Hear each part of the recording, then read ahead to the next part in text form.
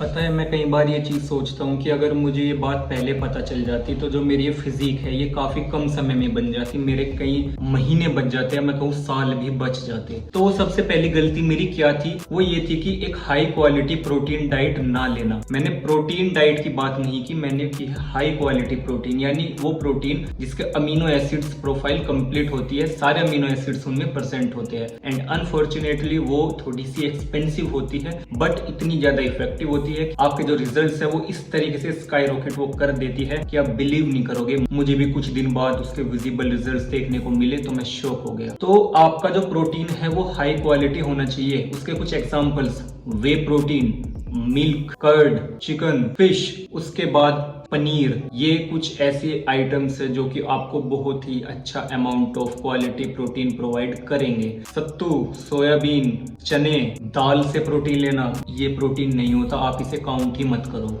खा सकते हो लेकिन इसे काउंट मत करो। और जो मैंने दूसरी मिस्टेक रियलाइज की कि फ्रीक्वेंटली जो आप अपना वर्कआउट रूटीन बदलते हो हर महीने, नहीं है, बिल्कुल भी नहीं। आपको एक वर्कआउट प्रोग्राम पे स्टिक रहना है, उसे बिल्कुल भी नहीं बदलना, और वो ही फॉलो करना है कम से कम 3 महीने तक। और अगर आगे जाना चाहते हो जा सकते हो। ये एक मिथ है कि आपकी बॉडी एकदम से प्लेटो पकड़ लेती है 1 महीने बाद ही और वो रिजल्ट नहीं देगी। नहीं, आपको हर महीने अपना वर्कआउट नहीं बदलना। और इसी से नेक्स्ट मिस्टेक जो मैंने रियलाइज की कि प्रोग्रेसिव ओवरलोड ना करना। प्रोग्रेसिव ओवरलोड इतना ज्यादा इंपॉर्टेंट है कि आपकी जो पूरी बॉडी का साइज है, जो फुलनेस, कुछ भी आप कह लो, आपका जो गोल है वो प्रोग्रेसिव ओवरलोड के बिना नहीं हो सकता। ये एक मिथ है कि 90% डाइट 10% वर्कआउट, बिल्कुल नहीं। मैं सिर्फ 50-50 मानता हूँ।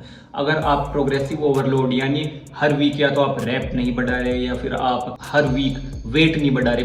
पर्सनली मैं वेट बढ़ाना प्रीफर करता हूँ, मुझे वो ज़्यादा बेटर लगता है एज कम्पेयर टू रैप, क्योंकि वो मुझे ज़्यादा किक देता है। तो आप बिल्कुल भी रिजल्ट नहीं अचीव करोगे। तो क्या इस वीडियो का मोरल निकला? आपका एक हाई क्वालिटी प्रोटीन डाइट होनी चाहिए। उसके बाद क्या आपको करना है, उसके बाद आपको क्या करना है, उसके बाद आपका जो एक वर्कआउट प्रोग्राम आपको पकड़ना है अच्छा सा, अपनी पसंद का पुश पुल हो या कोई भी आपको ठीक लगे स्प्लिट, और उसे 3 महीने तक कम से कम फॉलो करना है। और उस पर प्रोग्रेसिव ओवरलोड करनी है, स्पेशली कंपाउंड मूवमेंट्स पर, like your bench press, deadlift, squats, overhead shoulder press वगैरह वगैरह। आइसोलेशन एक्सरसाइज पर भी आप कर सकते हो। तो ये थी एक वीडियो, और अगर आप ऐसे ही कंटेंट चाहते हो तो फॉलो करो, ऐसा कंटेंट इन फ्यूचर आता रहेगा।